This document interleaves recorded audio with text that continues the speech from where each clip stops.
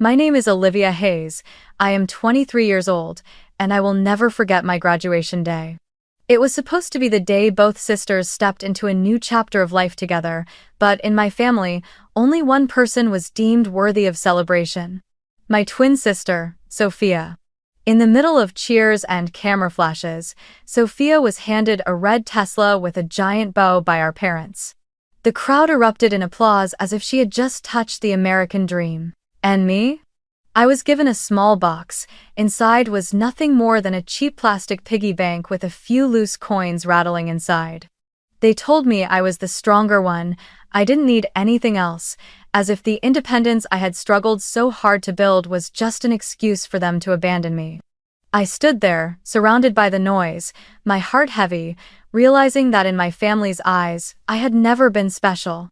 If you've ever been belittled, compared, or felt like nothing more than a shadow in your own family, maybe you'll understand what that moment felt like. And what about you? Where are you listening to this story from? Share your own story in the comments so I know I'm not alone before you continue listening to mine. My childhood, from the outside, might have looked perfectly normal. A spacious house in the suburbs of Phoenix, roses blooming in the front yard, a swing on the back porch, and a living room filled with sunlight and walls covered in framed family photos. But behind those photos, life for Sophia and me was never the same, even though we were twins. From a young age, I could already feel the difference, so clear it could never be denied. Sophia was the precious gem, and I was only the shadow. I still remember our 7th birthday. Sophia received a purple bicycle with a wicker basket on the front, the tires still smelling of fresh paint. The whole neighborhood came over, friends clapped, my mother's face glowed with pride, and my father filmed the scene as if capturing pure gold. I had a gift too, a children's book, the cover worn, the pages carrying the smell of damp paper. They told me that reading makes you smart. My mom said that, but compared to Sophia's shiny new bike, my gift only made my face burn with shame, wishing I could disappear into the ground. When Sophia turned 10, she was given an American Girl doll, so luxurious it came with outfits and accessories that changed with the seasons. She would sit for hours brushing its hair, showing off the dresses to her friends. My birthday gift was a second-hand dress, still wrinkled even after my mother ironed it. I forced a smile, whispered my thanks, but inside I felt nothing but emptiness. After that, I stopped looking forward to birthdays because I already knew how it would end. Sophia would always get something special, and I would get something handed to me just so it wouldn't look like I had nothing. At 12, Sophia received her first iPhone. Back then, an iPhone was still a symbol of wealth and status. The whole school knew she had a new phone, and kids swarmed around her like she was a celebrity. I sat quietly with an old flip phone that had been passed down from some relative. When I asked my mother, "Why don't I get what Sophia does?" she answered so casually, "Because you're stronger. You need to let your sister have more."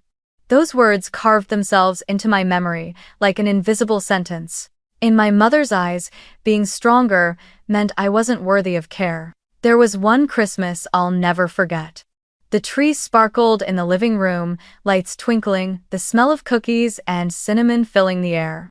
Sophia tore open the largest box, and inside was a brand new electric piano, glossy black, its keys glowing under the lights. My parents cheered, relatives gasped in admiration, and Sophia immediately sat down to play a few notes while the room erupted in applause. My gift was a small, light box. When I opened it, I found a paperback book with a bright red clearance sticker still stuck to the corner. For a moment, the room went quiet, until my mother quickly said, "Books will make you smarter." I smiled faintly, but inside I felt only cold. It was as if the whole room had silently reminded me that I didn't matter as much as my sister. I asked my mother many times when I was still a child who didn't understand the ways of the world. Why do I always get less? Why does Sophia always have more? And without the slightest hesitation, she would repeat the same line like a chorus. Because you're stronger, you need to give in to your sister. I naively believed it was true, that my role was to sacrifice so my sister could shine. But the older I grew, the more I realized that answer was nothing but an excuse. An excuse for their favoritism, a reason to keep painting Sophia as the precious jewel while pushing me deeper into the shadows. I learned to be silent, no longer asking questions the way I once did. But silence didn't mean acceptance. It was just the armor I wrapped myself in to hide the cracks forming inside. Every time Sophia showed off something new, I smiled, but in my heart another fracture appeared. Every time my mother praised her as exceptional, I nodded, but in my mind I could hear the whisper, "You are not enough." Those cracks slowly built into a wall, separating me from my family even when I was still young. I stopped believing in promises, stopped expecting fairness. Quietly, I told myself, one day, I will get out. But back then, I had no idea that the way out would be paved with pain and tears. I didn't know that the injustice of childhood was only the beginning of a life where I would have to fight for every step, while Sophia always walked on a red carpet rolled out before her. High school was when I began to feel the gap most clearly, not just in gifts, but in the opportunities my family created for us. On Sophia's 16th birthday, my parents threw her a huge backyard party with a 3-tier cake, a hired DJ, and the centerpiece gift that set the whole neighborhood buzzing. A brand new blue Toyota Corolla, still smelling of fresh paint, rolled out with a bright red bow on the hood. Her friends screamed in excitement, my parents beamed with pride, bragging that their daughter now had her own car to get to school and that she deserved it. And me? I got a new backpack, bought on clearance at Walmart. My father patted my shoulder and said, "You're stronger, taking the bus will teach you patience." So for 3 years of high school, I woke up early, walked to the bus stop, squeezed in with dozens of other students, enduring scorching summer afternoons and freezing winter mornings. Meanwhile, Sophia cruised in her own car, arriving at school with a designer bag our mother bought her, always on time and never worried about being late. On the days when the bus broke down, I stood for hours in the blistering sun, and when I told my family about it, my mother only shrugged. "That's your lesson, it will help you grow." When we both got accepted to the University of Colorado Boulder, the favoritism repeated itself. Sophia chose business administration. Immediately, my parents agreed to cover her full tuition, rent her an apartment near campus, and even send her monthly allowance. They said it was an investment in Sophia's bright future. I chose environmental science, dreaming of one day working on conservation projects. But when I asked about tuition, my father's voice was cold. "You're independent, FAFSA and scholarships will cover it. You should learn how to manage on your own." So I filled out FAFSA forms, signed up for student loans, and picked up part-time work in the department's lab. At night, I rushed to a cafe near campus, scrubbing dishes and wiping tables just to afford rent and food. Our college lives were like two parallel worlds. Sophia lived in a bright apartment, spending weekends at parties with friends, posting photos on Instagram with a cocktail in hand, her captions filled with flashy quotes about enjoying life. I sat in a cramped dorm room, eyes glued to my old laptop, writing reports while sipping cold coffee. Some nights I finished my dishwashing shift close to midnight, my hands wrinkled from soaking in water, the smell of grease clinging to my hair and clothes. Back in my room, I still had to study until 2 or 3 in the morning just to finish my essays on time. The comparisons grew harsher whenever relatives called. Every mention of Sophia was met with my parents proudly listing her accomplishments, her networking events, her plans to start a company after graduation. As for me, if anyone asked, they brushed it off with, "She's fine, she takes care of herself." That was all. No pride, no admiration, just a dismissive sentence. What they didn't know was how much I had to sacrifice. There were nights I typed through tears, my eyes swollen, my hands trembling from exhaustion. I once fainted in the lab after staying awake for days. I thought about giving up more than once, but then I remembered every moment I had been cast aside, every painful comparison. Those wounds became my drive, pushing me to prove that I was worthy too. Sophia, on the other hand, lived the dreamy college life. She joined a sorority, hosted parties every weekend, and sometimes called me just to show off a new dress or a short vacation funded by our parents. She often said, "You're so weird, always working. Why don't you live a little, like me?" I would just smile and stay quiet. Deep down, I knew the truth. She could live carefree because everything was handed to her. For me, if I didn't work, if I didn't push forward, I had nothing. For me, 4 years of college were 4 years of sweat, tears, and exhaustion. But I never allowed myself to fall off track. Even while working endless part-time jobs, I kept my GPA high, joined research projects, and held on tightly to my dream. Every time I watched Sophia posing with friends by the lake, I told myself, one day, my achievements will be undeniable. I didn't know when that day would come, only that I would never stop moving forward until I reached it. And then, graduation finally arrived. Deep inside, a flicker of hope still burned that after everything, my parents would finally see my effort. What I didn't expect was that on that very day, the unfairness I had lived with would be exposed in its rawest form, like a slap across everything I had endured. And it was also on that day that I decided, once and for all, that I would never let myself be buried in Sophia's shadow again. Graduation day came under the brilliant sun of late May. The sky was a flawless blue, the sound of ceremonial music echoing across the University of Colorado Boulder campus. Hundreds of students in black gowns and square caps lined up, while parents and families filled the stands, clapping and cheering as each name was called. I took a deep breath, my chest tight with a swirl of emotions, pride for surviving 4 grueling years, but also an anxious hope that today, finally, my parents would acknowledge everything I had achieved. From a distance, I spotted my family. My parents stood side by side, their faces glowing, and Sophia stood out in a pristine white dress, her hair curled to perfection, her lips painted a vibrant red. In their hands were 2 gifts, one large box and one small. My heart quickened, a faint spark of hope flickering inside me that maybe, just this once, I would be treated fairly. Sophia's name was called first. She walked up to the stage and the crowd erupted. My father stepped forward, holding a shiny key tied with a red bow. Out in the parking lot, a blazing red Tesla Model Y slowly rolled forward, a massive bow fixed on the hood, catching the sunlight. The audience roared with cheers, cameras and phones flashing in every direction. Sophia screamed with joy, throwing her arms around my parents, her smile radiant like a movie star on the red carpet.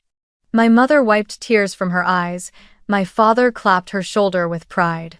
Every gaze in the arena was fixed on my sister, as if this day belonged only to her, not to both of us. I stood frozen, forcing myself to swallow the familiar feeling. The feeling of being pushed aside in a moment that was supposed to belong to both of us. While Sophia posed for photos beside her Tesla, my mother turned to me and handed me the small box that was left. My hands trembled as I opened it. Inside was a cheap pink plastic piggy bank, a few loose coins rattling around inside. My body stiffened, as if paralyzed. "That's it?" I blurted out, my voice hoarse. My mother gave a faint smile, her tone laced with awkwardness yet still calm. "Just a little joke. You don't really need anything else. You're independent, remember? This is just a keepsake." I looked at my father, waiting for some kind of explanation. He stayed silent, his eyes avoiding mine. Sophia glanced at me and smirked. "It suits you. Save up those coins. Maybe you'll have enough for a bus ticket." Laughter erupted from her group of friends, each sound cutting into me like salt on an open wound. I stood still. I didn't cry. My tears had long since dried after years of comparisons and abandonment. Instead, a chill ran down my spine. In that moment, I understood. To my parents, all my effort over the last 4 years would never be enough. A $1 plastic piggy bank was their reward for my persistence, for the nights I worked myself to exhaustion, for the mornings I dragged myself to class with swollen eyes from lack of sleep. The crowd was still buzzing, Sophia still striking poses beside the gleaming red Tesla, sunlight bouncing off its polished surface and making the whole scene glow. I stood there with the cheap plastic piggy bank clutched in my hand, my chest heavy as stone. I closed the box without another word. I slipped through clusters of classmates, snapping photos, still gripping that small box with the pink piggy bank inside. In my pocket was the key to my old Honda Civic, the car I had bought with every penny scraped together from dishwashing shifts and hours in the lab. I opened the door and sank into the driver's seat. The engine coughed to life, rattling and rough, but to me it was the sound of truth. "This is yours, made by your own hands." Oh! Biting my lip, I pulled out my phone, my fingers trembling with both humiliation and anger. I typed a short message into the family group chat. "I am deeply disappointed in you. After today, I will not come home again. You've always told me to be independent, so I will live exactly the way you wanted." I hit send, the screen lit up and went dark again. Lifting my eyes to the rearview mirror, I saw my family still laughing, radiant beside Sophia and her brilliant red Tesla. No one even noticed I was gone. I turned the car around and merged into the stream of traffic leaving the lot. My heart was heavy, but one truth was clear. That day was not only the day I received my diploma, it was the day I realized I would never again expect fairness from them.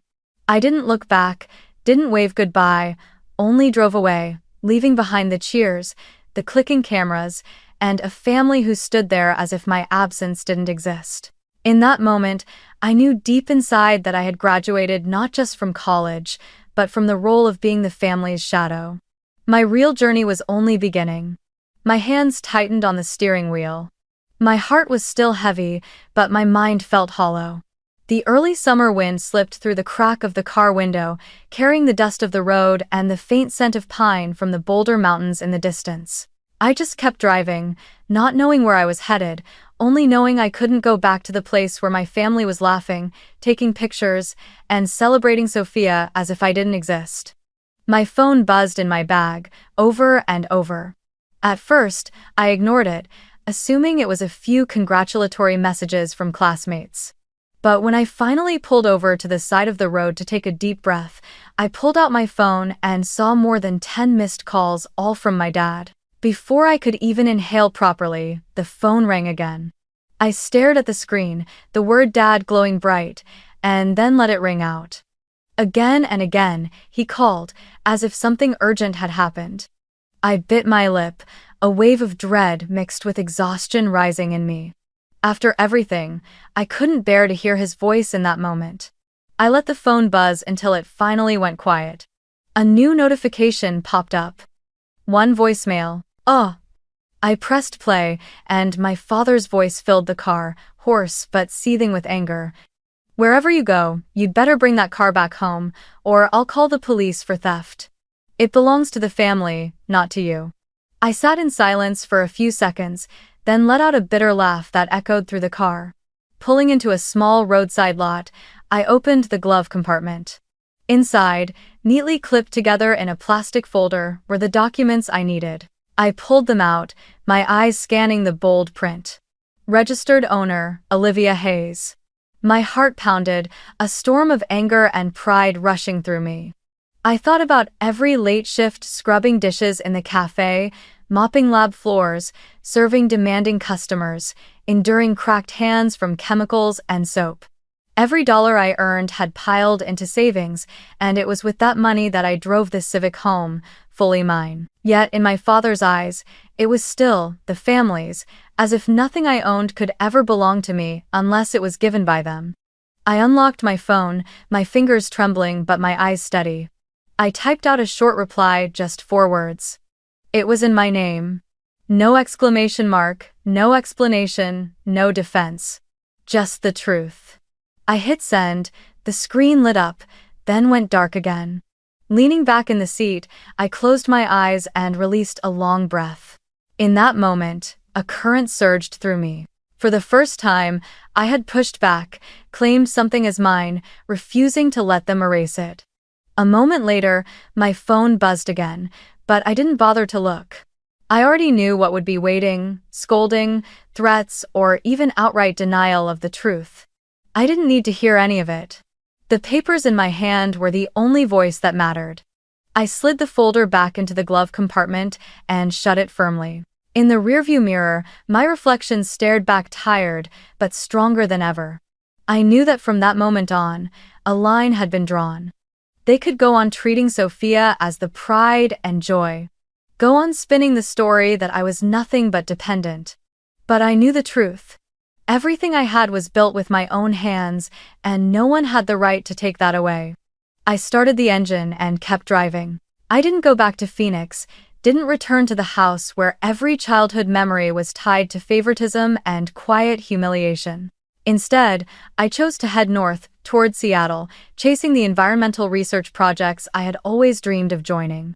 For the first time, I stepped out of my family's shadow, not asking permission, not leaving a note, simply leaving. Seattle welcomed me with its signature gray skies and the scent of rain clinging to the streets. I rented a small apartment in Capitol Hill, just big enough for a single bed, a desk, and a narrow bookshelf. It sat on the third floor, its window opening onto a damp alleyway that glowed at night with neon lights from the cafe across the street. The place was old, the paint on the walls peeling, but it was the first space I could truly call mine, where no one could walk in and deny that I existed. As soon as I settled into my new place, I started a job at an environmental research center. It wasn't glamorous, and the pay wasn't much, but I loved it. My days were spent analyzing soil and water samples, writing reports, and attending meetings with colleagues who were just as passionate about protecting nature as I was. Every time I stepped into the lab, a calmness washed over me, as if I had finally found the place where I belonged. Yet, every evening after work, I would open my phone and scroll through Facebook. There, my parents continued to post pictures of Sophia. One day, it was her standing proudly beside the gleaming red Tesla, captioned, "The pride of the Hayes family." Another day, it was a video of her at a networking event, with my mother commenting, "My daughter is truly exceptional, shining like a star." And me? I was never mentioned, as if I no longer existed in the family. The feeling was both painful and freeing. Painful, because I knew I had been erased, but freeing, because I no longer had to fight for a place in a picture they had already painted without me. Many nights, I sat alone in my tiny apartment, the sound of rain tapping softly against the window. On my desk, beside the piles of research papers, sat one thing I never put away, the pink plastic piggy bank with a few coins rattling inside. I had carried it with me from graduation day, placing it in the corner of my desk as a reminder. Every time I looked at it, my chest tightened, but it also reminded me that I could never go back to where I started. It was a scar made tangible, proof of the disregard I endured, but also the driving force pushing me forward, so that one day, when I looked back, I could smile without feeling the pain. Breaking away from my family was not easy. I had grown up believing that family was the place you could always return to, the place of protection and unconditional love. But when favoritism and neglect became the new normal, I realized staying would only bring me more pain. So even though I sometimes felt lonely, my heart was lighter. At the very least, every tear, every smile, every decision was now mine. No one else had the right to decide whether I was worthy or not. There were mornings when I watched Seattle wake up under a blanket of fog, and I told myself, I did it. I got out. That feeling wasn't exactly happiness, but it was peace, a kind of peace I had never known in my 23 years. And even though the road ahead was full of challenges, I knew that as long as I kept moving forward, I would never again have to live in Sophia's shadow or under my parents' cold gaze. I reached out and touched the pink piggy bank on my desk, the coins inside rattling with a hollow sound. It was no longer the cheap joke they handed me on graduation day. Now it was a reminder. Don't forget, Olivia. This path is yours, and only you can walk it to the end. That autumn, as Seattle sank into its endless rain, I received an email that would change the course of my career. The subject line read, "Congratulations, you have been awarded the Global Green Research Fellowship." My heart pounded as I opened it. It was a research grant from an international environmental organization, large enough to allow me to fully dedicate myself to projects on climate change and ecosystem conservation. I read every line again and again, then broke down in tears right there at my desk. After all the years of enduring, after all the times I thought I couldn't make it any further, finally a door opened before me, a door I had knocked on myself, not one laid out by someone else. The fellowship was more than money, it came with opportunity. I was invited to join a series of field projects across the United States and even abroad. The first month, I traveled to Alaska with a research team to measure glacial melt. My hands went numb inside my gloves in the bitter cold, but I felt a happiness I had never known. I could feel myself touching a global issue, contributing to something far greater than me. The next month, I flew to Costa Rica, where the dense rainforest echoed with birdsong from the canopy. I collected soil samples, analyzed biodiversity, and each evening sat with colleagues around a fire, sharing stories. For the first time, I was recognized as a real researcher, not just the second daughter who knew how to fend for herself. While I was immersed in my work, news from Phoenix still reached me now and then, usually through the whispers of a few relatives who kept in touch. My family had begun to struggle financially. My father's business was no longer thriving, partly because of poor investments and partly because of how much had been spent on Sophia. The shiny red Tesla that had once been paraded all over Facebook had now been repossessed by the finance company because the payments were never completed. The house that used to glow with lights during every holiday now sat quieter, no longer hosting lavish parties. Sophia, who had grown accustomed to luxury, was drowning in credit card debt. I heard she had maxed out her cards on endless shopping, tried to launch an online fashion store, but failed because she couldn't manage it. Instead of finding steady work, she kept waiting for our parents to bail her out. But by then, even my parents were struggling to make ends meet. The glamorous posts that once filled their social media slowly disappeared, replaced by vague statuses about hard times. I know. I didn't feel joy when I heard this, but I also no longer felt the ache I once did. What I felt was distance. My world and theirs had completely diverged. I no longer sat waiting for recognition, no longer endured cruel comparisons. I had my own career, colleagues who respected me, and a path stretching wide open ahead.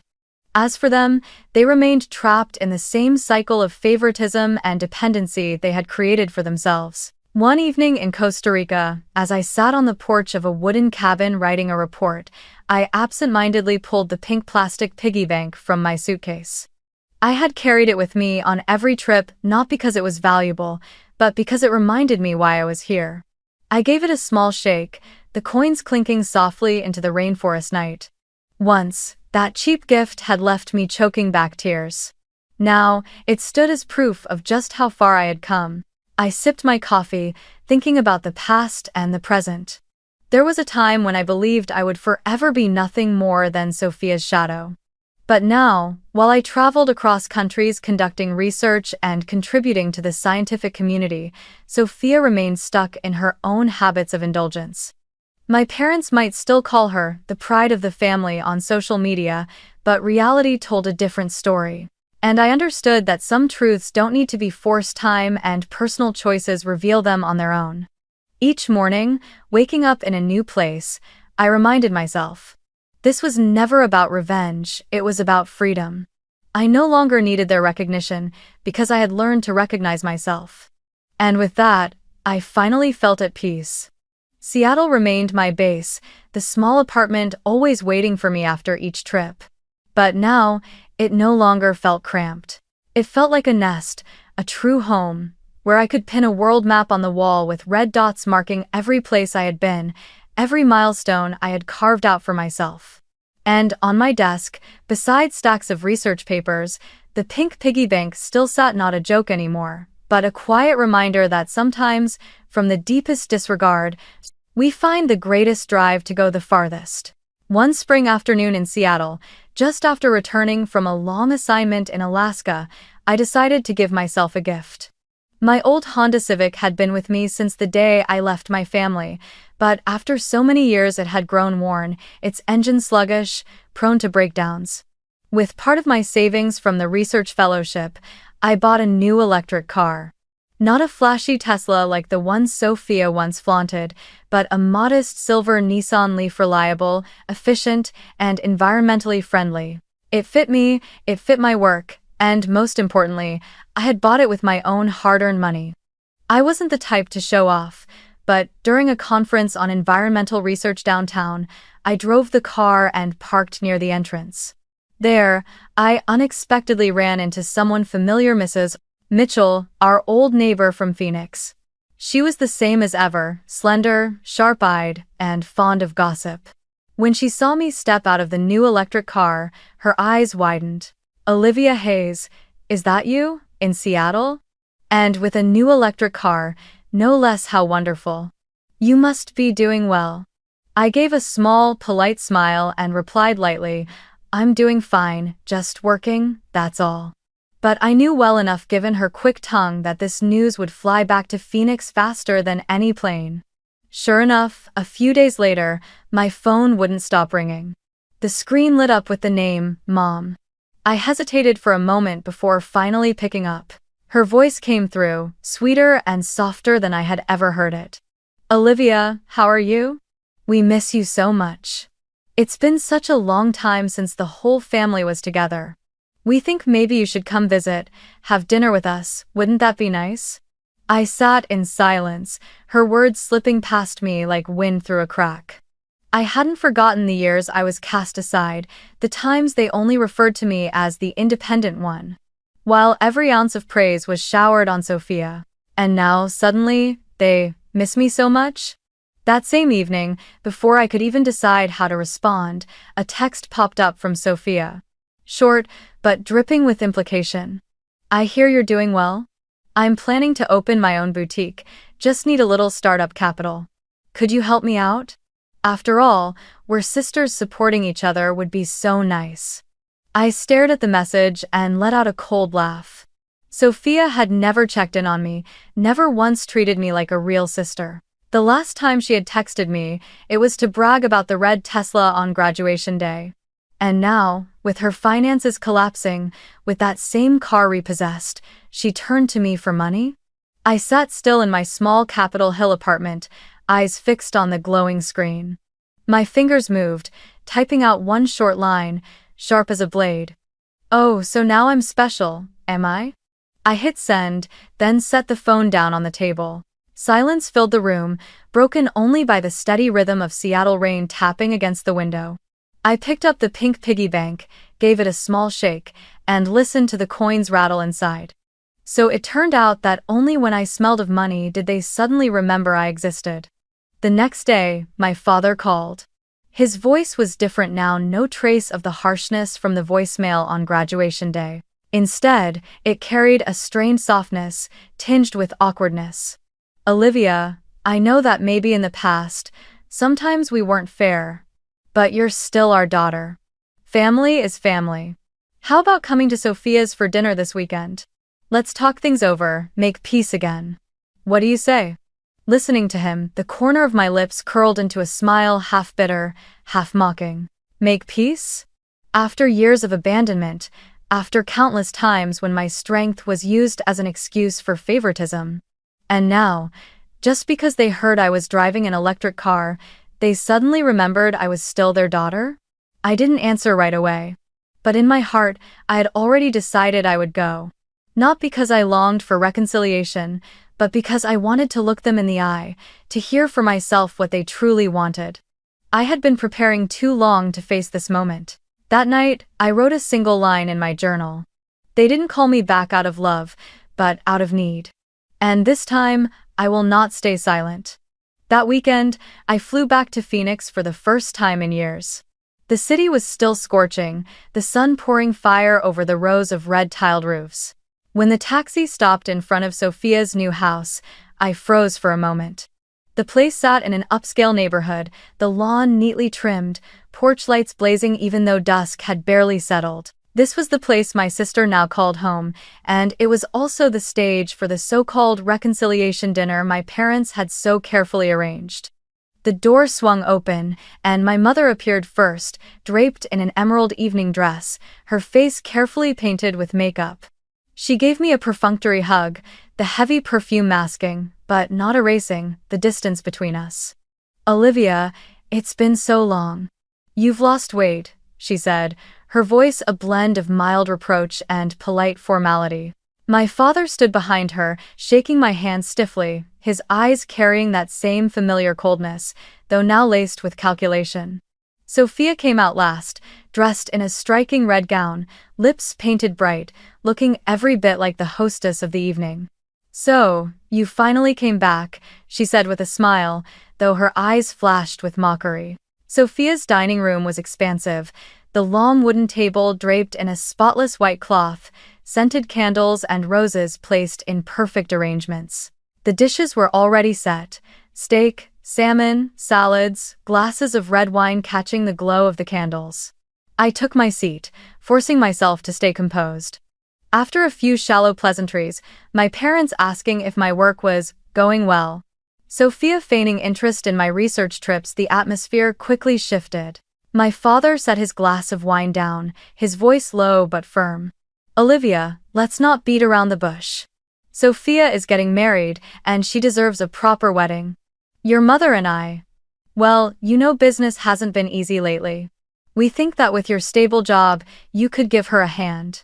Just help cover her credit card debt and part of the wedding expenses." I straightened my back and looked directly at him. Each word cut into me like a blade. After everything, all they wanted from me was money. I thought of every night spent washing dishes, every morning waking up early to work, every exhausted hour scraping by to pay my own tuition. And now, they had the audacity to ask me to clean up Sophia's mess of overspending? I set my knife and fork down, my voice sharp and cold. When I needed help, who stood by me? When I was working 3 jobs to pay for school, who lifted a finger for me? The room fell into silence. My mother's brows furrowed as she rushed to fill the void. "Olivia, don't misunderstand, we did that to teach you. You're stronger, and because of that, you have what you have today." I laughed, a sharp, joyless laugh that cut like a blade. That wasn't training, that was abandonment. You left me to struggle while pouring everything into Sophia just because she was special. Sophia tapped her wine glass, eyes blazing. "You've always been jealous of me. You have a job, you have money, and yet you're still so petty you won't even help your own family.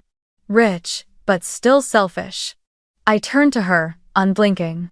At least I don't live off our parents like a child who refuses to grow up. I bought every shirt, every meal, every credit toward my degree with my own hands. And you? Besides the red Tesla that the bank already repossessed, what do you have? The room fell silent. The ticking of the wall clock echoed loud and clear. My mother's mouth hung open, but no words came out, her face stiff with tension.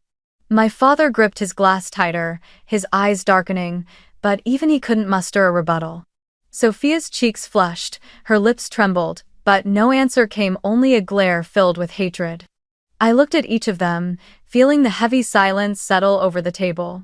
For the first time in my life, I was no longer the one sitting quietly, swallowing everything. I was no longer the faint shadow in the glamorous family portrait they had painted. I had spoken the truth, and that truth left the entire dinner table frozen. Leaning back in my chair, I exhaled. The lavish dinner, the flickering candles, the wine swirling in crystal glasses, all of it was nothing but a thin curtain. Behind it, the raw truth stood bare. They never wanted reconciliation. They only wanted to use me. And this time, I was ready to face it. In that silence, one thing became clear. From this moment on, the ties that bound us were ready to be cut for good.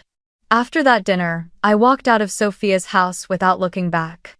The sound of a chair toppling, my mother's sobs, my father's furious glare, and Sophia's flushed face all faded behind the closing door. Some might have thought I was leaving in bitterness, but in truth, for the first time in my life, I felt free. I had spoken every word I needed to say.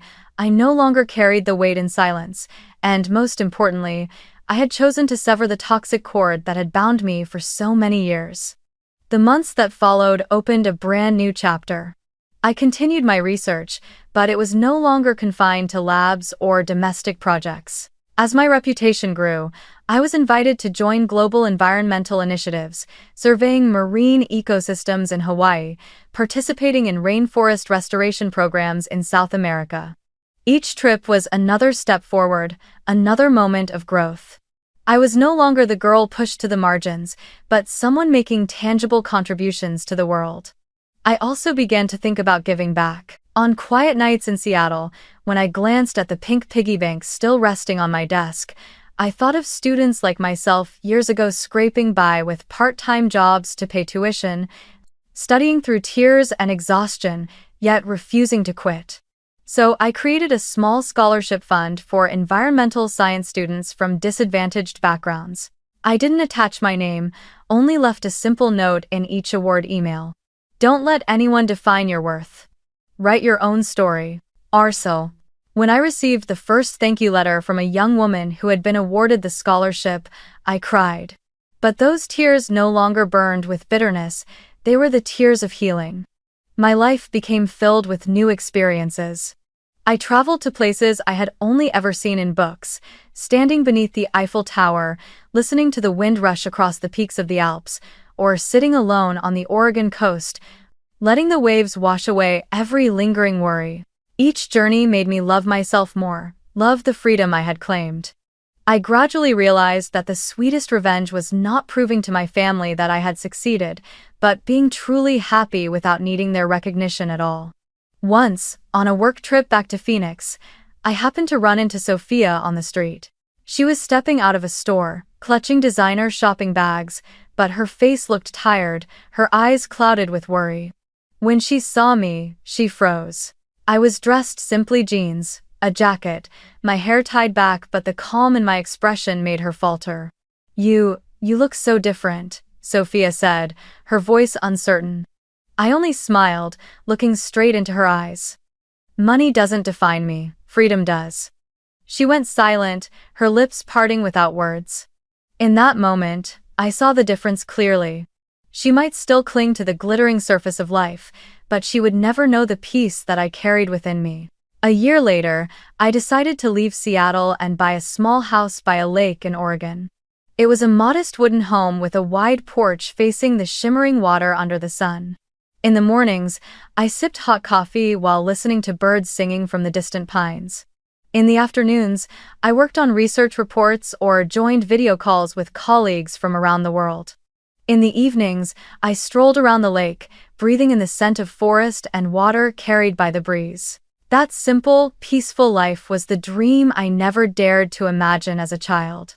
One morning, I sat on the porch, coffee in hand, watching the ripples dance across the lake, and my mind wandered back to it all.